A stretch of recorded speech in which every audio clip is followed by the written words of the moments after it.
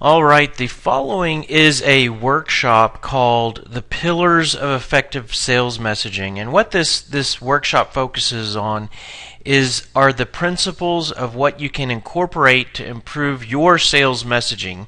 And your sales messaging in this context basically refers to everything that you say to a prospect. And that can either be verbal when you're on the phone, you're at a networking event, you're giving a presentation, or it could also be your written communications, such as your emails or your web content, your blog posts, and whatnot. What we will give you here today are clear, actionable things that you can do immediately to drive improvements in those areas. Now, what we'll kind of go through is a methodology. This methodology is what the sales scripter utilizes. So this is a really good short training workshop for you to go through if you're a sales scripter user, as this will help you to understand why you're being asked the questions you're asked and what types of answers that you should develop as you create your content inside of Sales Scripter. So let's just jump right in. Before we get started talking about effective sales messaging, let's talk about what is very common sales messaging and might not be either as effective as it can be, but what a lot of people are using today. And let's look at a conventional approach. So we're going to look at some pillars here, and let's start with the company, product, functionality, features, and benefits. So if we kind of look at these one at a time, these are kind of what a very average or very common sales approach will use. So we'll start with the company we work for. So our headquarters is in such and such city. We have offices in so many countries. We've been in business for so long. We're the leading provider of such and such. Though you can think of each of these columns being filled with points, and those points that I just went through are the company-specific type of points. But then we can go on to fill the product column with product points, such as these are all the products that we offer. We move on to the functionality. This is what our products do. The features, these are the features that are offered. These are what you can add, what you can select from, and then the benefits that are delivered to our customers. And if we fill all those columns with different points, and we could call them nuggets of detail, then on top of these pillars is what rests our sales messaging strategy.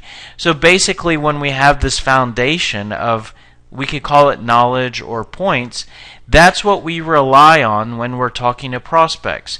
And so when we talk to prospects, we'll talk with this methodology, we'll talk about the company we work for, our products, and so on. And and that's not horrible.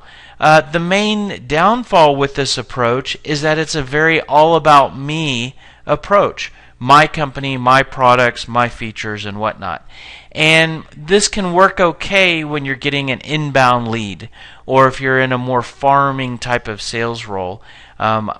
You can do okay because you're dealing with prospects that know who you are or are wanting to buy.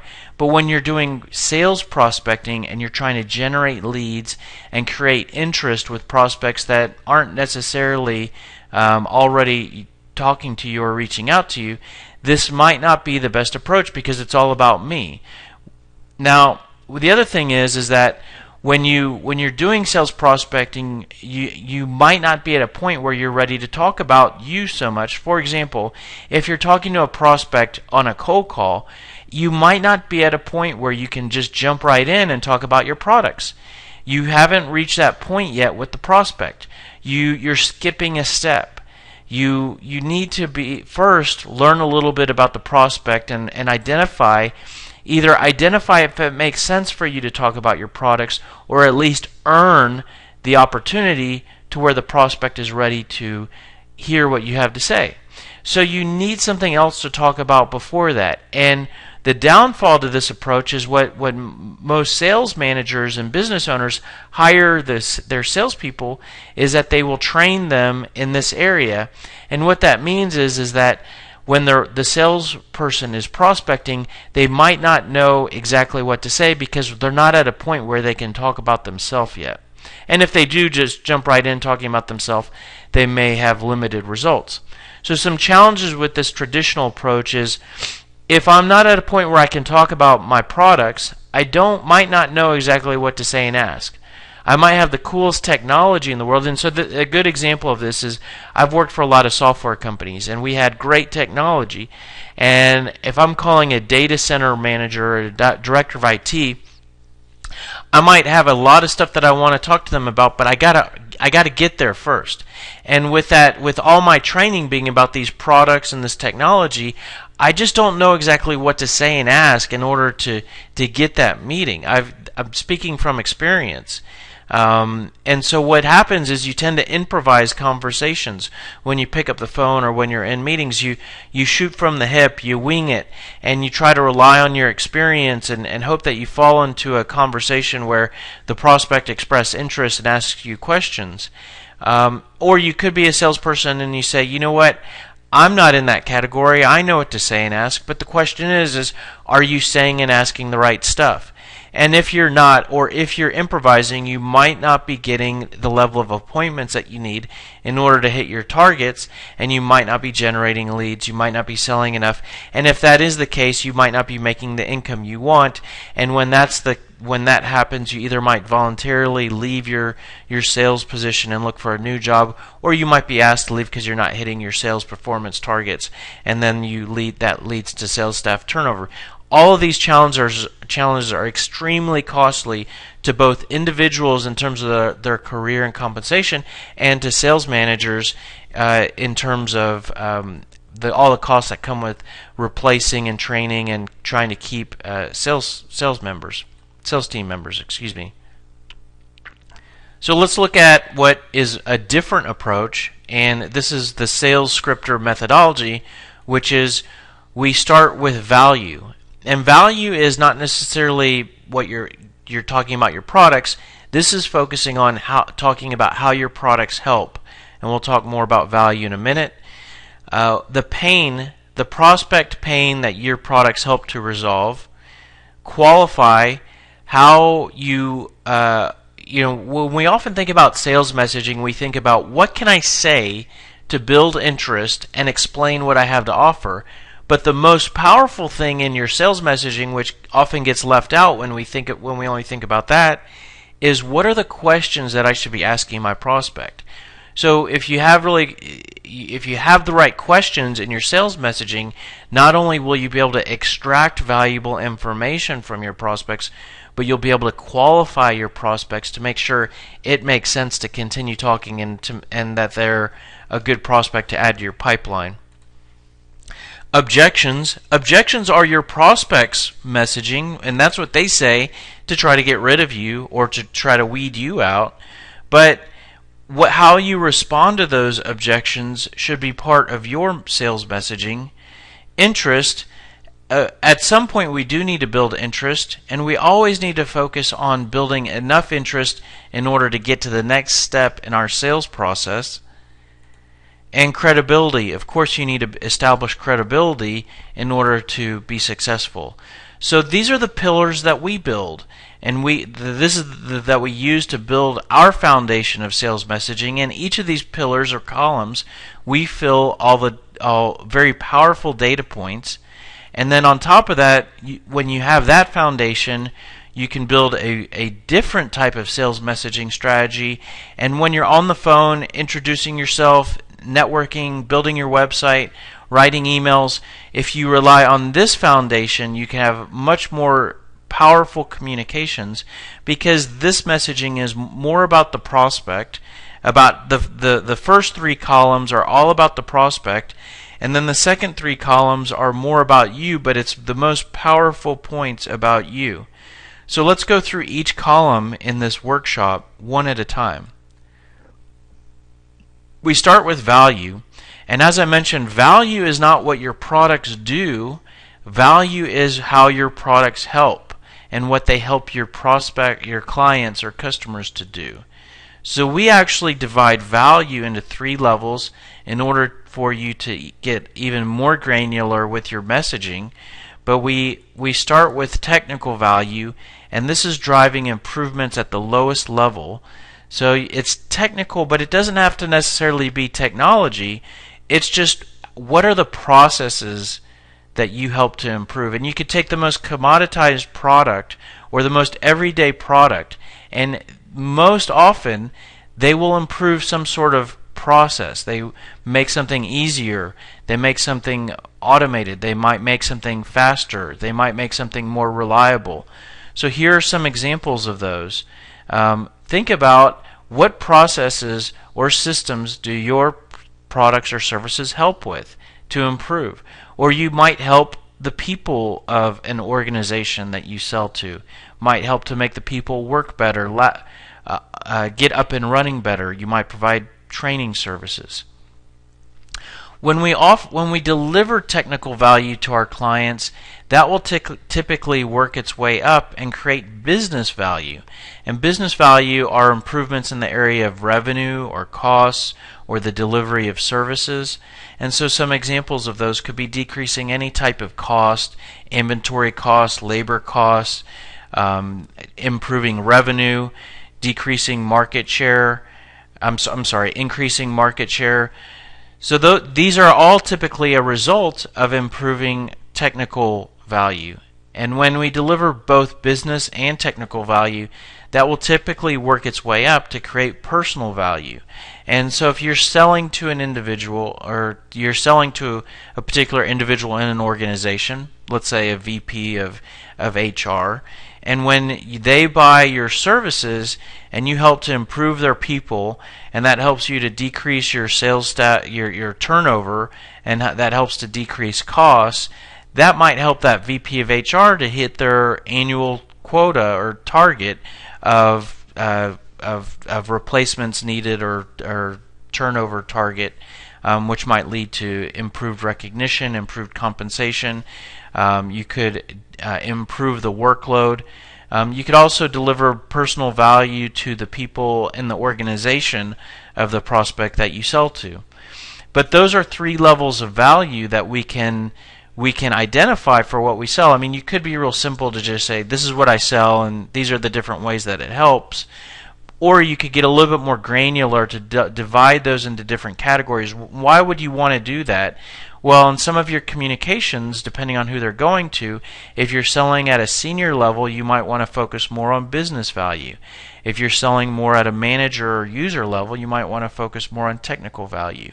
When you're deeper into a sales process where you're where you're building rapport, you might focus more on personal value when you're talking to a prospect, and talking about the different ways that if they purchase from you, that it will help them personally. So there's a lot of power in having those different categories of value points. But if you wanted to be quick and just kind of get right to it, you could just identify the overall value that you offer.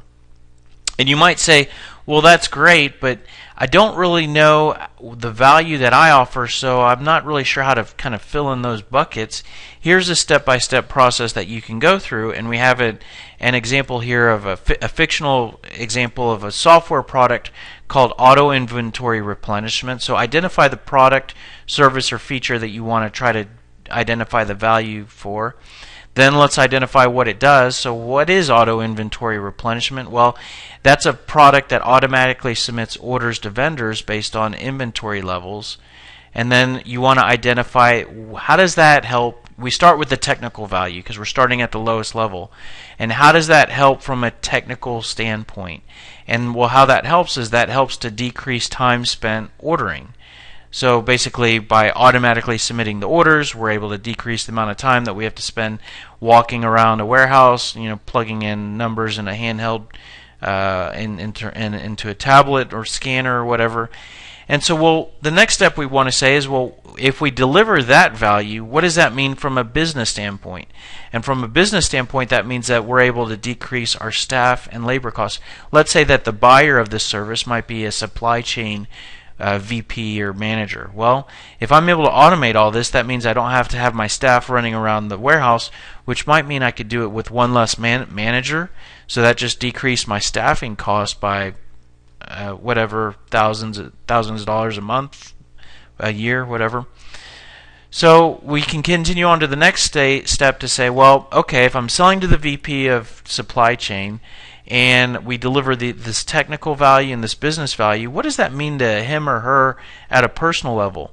Well, because we're automating this manual process, the VP doesn't have to reconcile or review or approve the orders on a daily basis, which means they can get home at a decent hour and have dinner with their family.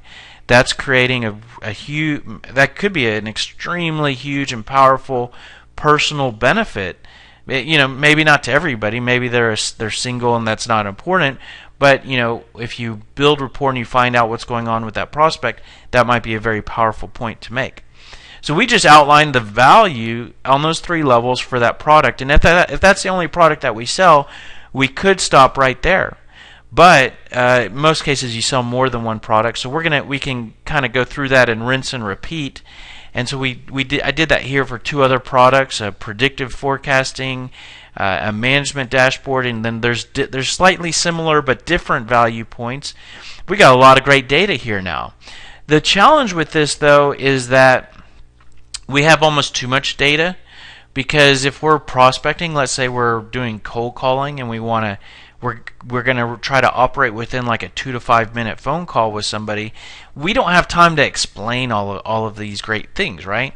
So what we want to do is we want to do a last step, which is kind of summarize. So we summarize all of these columns. We kind of put all the products into a category. We kind of group up all the different technical value, group together the business value, personal value, and then this basically is our core value. And we have some really good nuggets here at the bottom, and what we can do is we can basically incorporate all these points into value statements. So we can, when someone says, well, what do you do? Well, we provide products that help in manufacturing companies to improve their ability to manage inventory. That's basically creating a sentence that says my technical value. We can say the business value, which is we help businesses to decrease their inventory and labor costs, period. That's a quick sentence that highlights the business value. We could get a little fancy and combine the two to say, and then I'm going to mix my technical value with my business value to say, well, we help businesses to improve their ability to manage inventory levels, and that usually leads to a decrease in inventory and labor costs. So just combine the two. And I could actually reverse that to say, well, we help businesses to decrease their inventory and labor costs, and we do that by helping them to improve their ability to manage inventory levels. So as you can see there, I just created a bunch of different statements that are just different combinations of these value points. And when can I use those? I can use those when I'm networking. I can use those in presentations. I can use those statements in emails. I can use those statements as the responses to objections. So that is a summary of what the value pillar in our sales messaging strategy is. And can you see how powerful just that one pillar is? And we have 5 more to go. I want to show you this relationship here, which is basically we started with the product, and that led us, by going through that exercise, to identifying value points. And I'm going to come back to slides like this because there's a very linear relationship through all of these different pillars, and that relationship is what the sales scripter is built on and this methodology utilizes. So just make note, we started with the product and that led us to the value, and now we're going to go on to the next pillar, which is pain. So pain is basically the challenges that your prospect is having. And if you only shift from, our natural instinct is just talk about me, my products, they do this.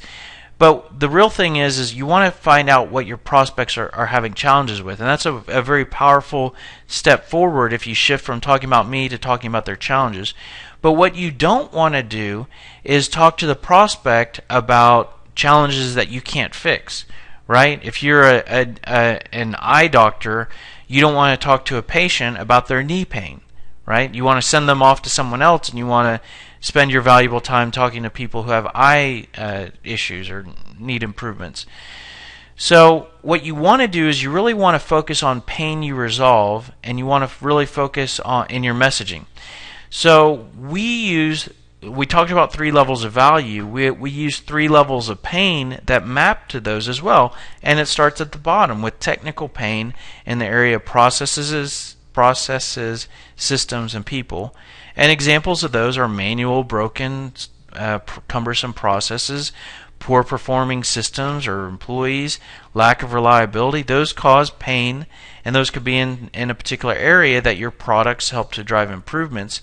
And when your prospects are experiencing technical pain, that will lead to business pain in the area of revenue, costs, services aren't being delivered at a quality level, and those will work their way up and cause personal pain. So if your ideal prospect is a CIO and they're having system issues, that could lead to the CIO not hitting their SLA targets for the month.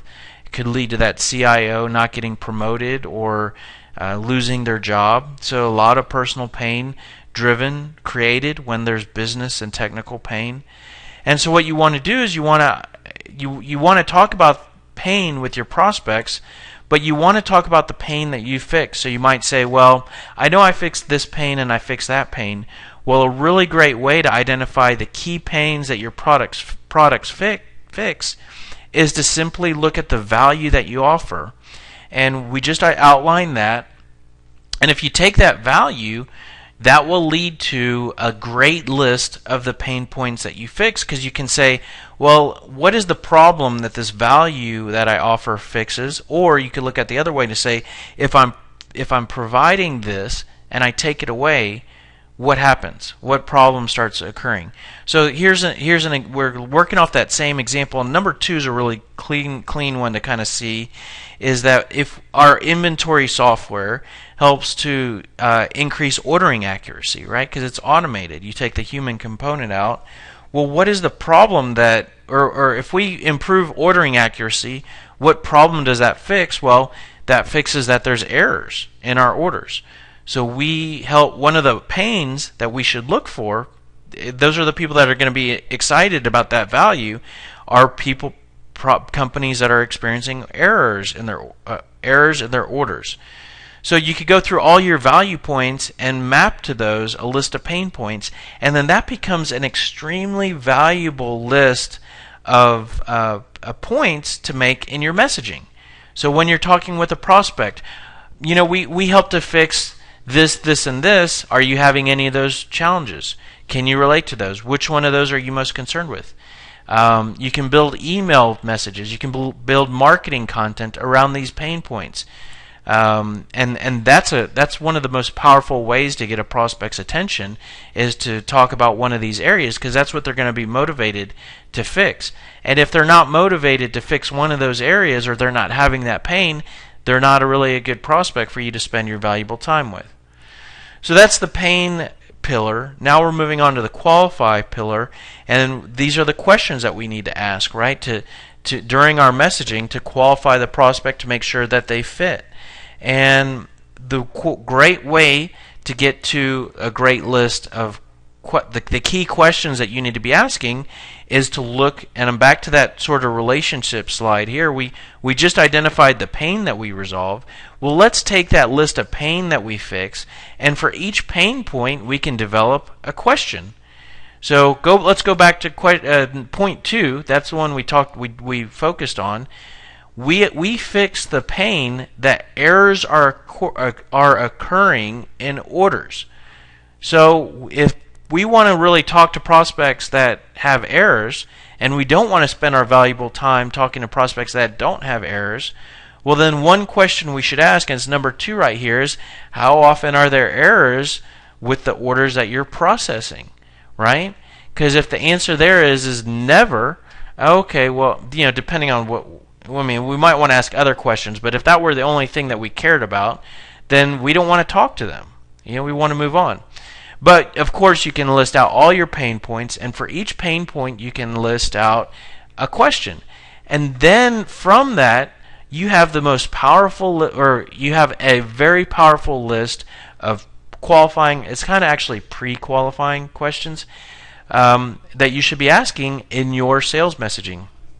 And bear in mind, If we listed out all the value, that led us to the pain, that leads us to the qualifying questions, we know that we should really be operating with an optimum sales messaging approach.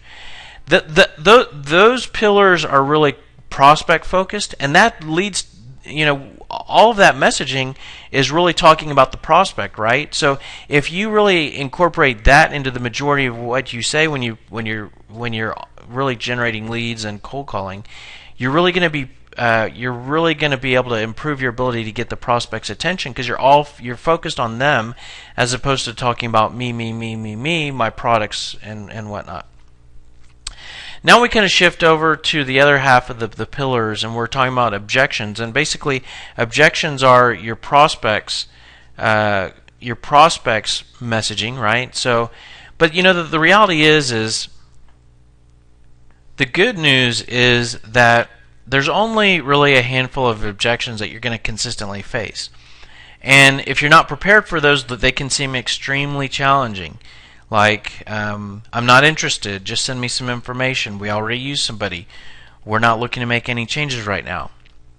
But you can actually, if you develop in your messaging responses for those objections, you can greatly improve your results, because you're going to face those all the time.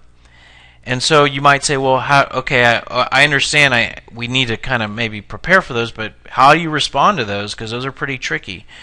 Well, we actually have a recommended approach, and let's talk about what not to do. So the options you have is, one is comply, which is to give in. So they say, I'm not interested. You say, okay, I'm sorry. Of course, you need to give in at some point, but we say try 2 or 3 other things before you give in. You could try to overcome, which is to change the prospect's mind. Extremely hard to do when you're prospecting. There's a time and place to try to overcome. That's when you actually get the meeting, and you have enough time to work with to either build your case or really drill into why the prospect has that objection. Not enough time to do that when you're prospecting, at least over the phone or email or at an event, whatever. So the third option is to redirect, or sort of deflect, be a better word. Deflect the objection into a related yet not directly addressing, not a direct area. So we redirect. Let me give you an example. So a prospect says, I'm not interested, and then you say, okay, I understand. Do you mind if I ask you real quick what you're doing today in this area? So here you're asking a question, and you're kind of you're giving them a question that doesn't really respond to them not being interested. It responds to what they're doing. So a good example of this would be to say, if someone says, we don't have any money to spend. Oh, I understand. Do you mind if I ask, are you guys using an in-house system, or have you purchased a commercial application in that area? So that's a question. It's in a related area, but it's not really just trying to resolve the fact that they're not interested or not going to spend money. So the great thing here is that in those 3 pillars that we just went through, those provide great areas for you to redirect to. So one of the areas where you can redirect to the most easily is to redirect to one of your qualifying questions that you've just identified. Or you could redirect to a value statement. You could redirect to a pain point. A prospect says, I'm not interested. You could say, oh, okay, I understand. I talk to a lot of people like you in your role, and they sometimes say that they're often having errors in their orders. Is that something that you see at all, or are you guys just perfect in that area? And so there I got away from the fact that they're not interested, but I'm asking them about errors. And so it's a really powerful way to go. When you identify the different ways that you can respond, you build an objections map. It's basically a simple tool, 2 columns, 1 column the objection, the other column your response. If you do nothing else but do this, you should see an immediate improvement in your results or your sales team. The sales scripter will actually build an objections map out of the box for you. Moving on to the next pillar, interest. So we talked about the conventional approach that is all about me. At some point, you do need to talk about you, right? You need to create enough interest for the prospect to move on to the next stage. So if you're on a cold call, you need to establish enough interest so that the prospect agrees to take a meeting. You don't have to create enough interest so that the prospect buys from you, unless you're selling something very transactional and they actually do commit and buy over the first call. But you want to create interest. But you don't necessarily need to just talk about me, these are my products. There's some other ways to be more powerful in how you build interest. So, you can really try to connect the pain that your prospect has expressed to you with the value you offer, communicate the ROI that you deliver, explain how you're different, share a client story, paint a picture of a future state, paint a picture of what happens if the prospect doesn't do anything, doesn't purchase from you or anybody.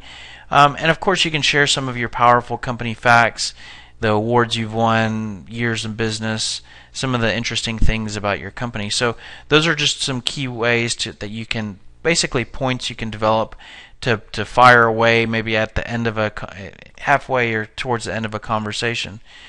So the last pillar is credibility, and this is basically, letting a prospect either know that you're a reliable provider, or maybe that you're not a foe, you're more of a friend than a foe.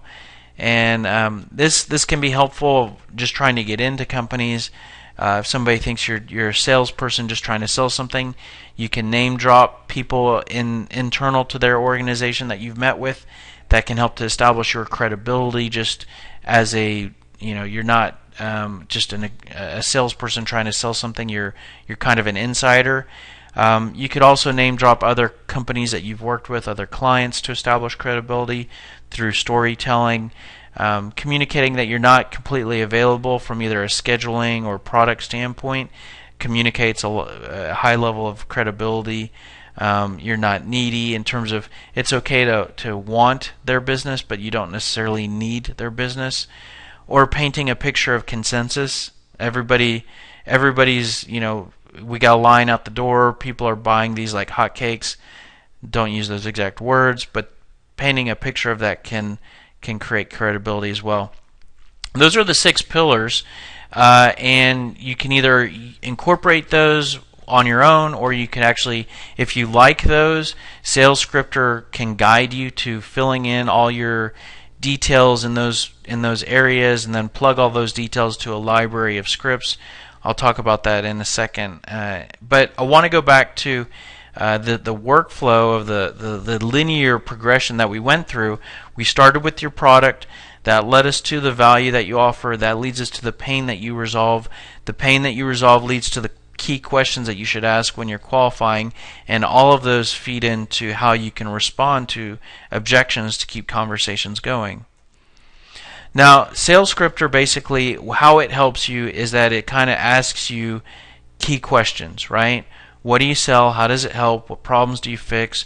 What questions should you ask, right? So it's a little bit more elaborate than that, but that's kind of at the most basic level, is that it asks you key questions to extract the key nuggets of detail for your situation. Those details are then immediately plugged into a library of documents. So there's kind of 2 value benefits there. One is the questions kind of help you to get your ducks in a row, because most salespeople and most business owners have all this valuable knowledge just floating around their head, but it's not really organized in the right way, or they're not really completely aware of all the key things and all the great things that they do, right? That way, and when they go in and they improvise in a meeting or on a call, they're not able to access all those key nuggets of data. Well, we help you to get all those pieces of the puzzle together and in the right place, organized, crystal clear. And then the second benefit is that while you're doing all that, you're filling in a massive document library of email templates, scripts, voicemail scripts, all sorts of really cool stuff. So 2 benefits there.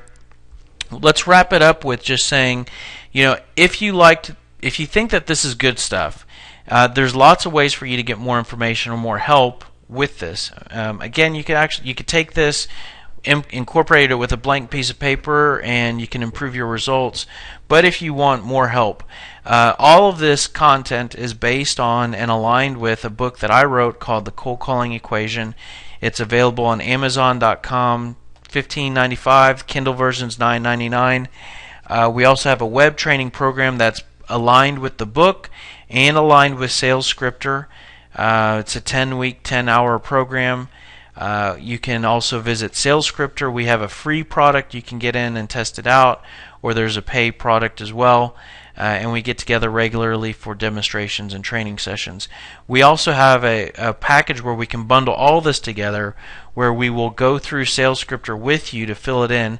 So if you're a sales manager, we have a performance package where basically you sign up for SalesScripter, we help you to fill it out, your library gets published, then we provide training with these topics to your staff, and the training incorporates the messaging that was developed between you and us during when we first set up your SalesScripter profile. So that's incorporated into the training. When the students are done, they get a copy of the book, they get access their own account to SalesScripter where they can access the library of documents that we filled in together, and they can either access the library and use them immediately, or they can make their own versions and own changes. So that's a performance package. Call us for more detail on that. And that's it. Hope this information was helpful. Wish you all the best. Happy hunting, and we look forward to working with you in some way or another.